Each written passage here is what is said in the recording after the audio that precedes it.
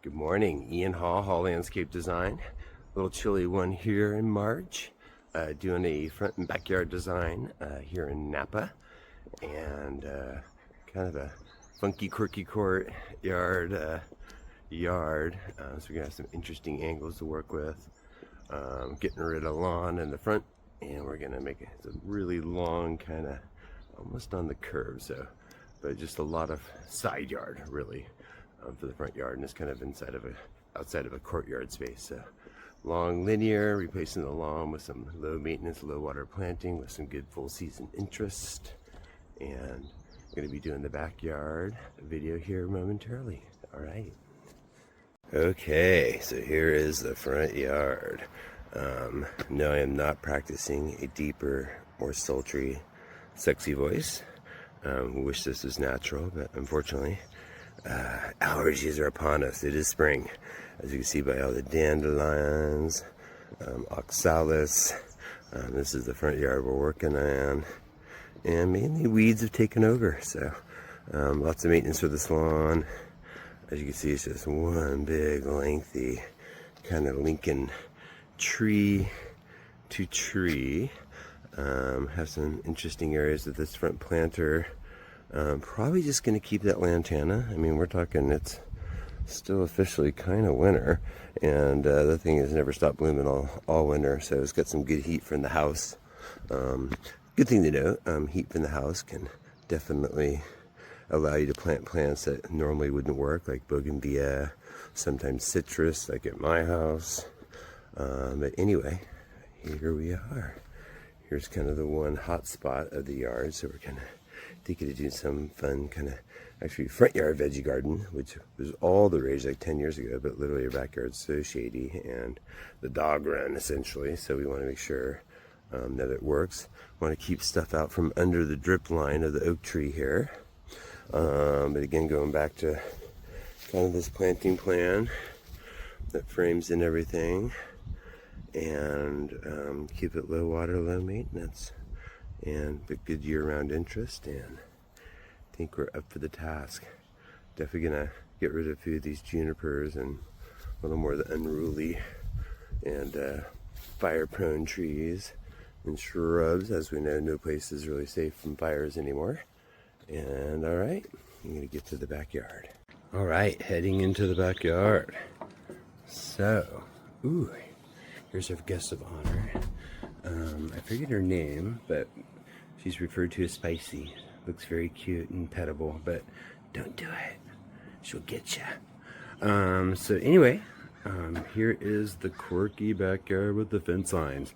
Gonna be kind of like a lot of it in the same footprint. We're just gonna kind of get some better plantings, get everything kind of dialed in. A lot of these older hardscapes are going to keep them, they're going to stay, but we're going to do a little more of a connecting to that space to there, opening up with some flagstone, removing a lot of this, probably from here to there, the jagged flagstone, the chunk here.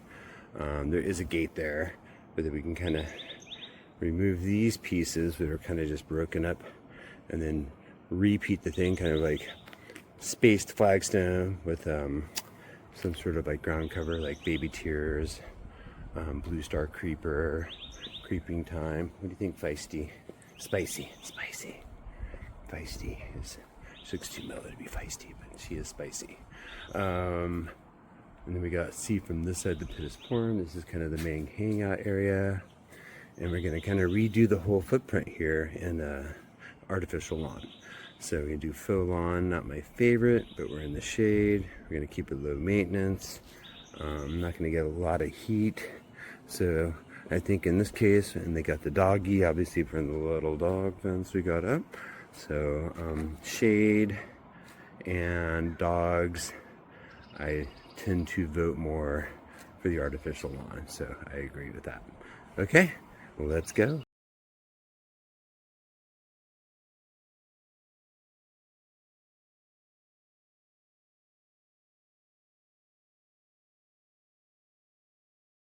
Back revisiting our project we started back, and it was winter, as you could tell by my clothing and attire at the time. But here we go. This big old lawn is now gone. We got actually did replant the lantana. We got the oak leaf hydrangeas on the fence. We got this carpet bugle, ajuga that is just really taken off. I think it's going to fill in really nicely with the dwarf lamandra. Got our got a little fading of the verbena, but we are, almost at the end of August. But yeah, freshening up the lantana, really good call. Got some blue glow agaves, so keeping it low water, low maintenance, and really kind of linked it up tree to tree. Did the front yard planter beds, as mentioned, some amazing tomatoes. Got our focal point water feature, and yeah, got rid of all those junipers and overgrowth, and really kind of tighten this up.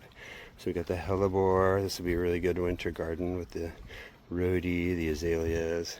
Got the Japanese maple there where the old camellia used to be, and geranium on the border, true geranium.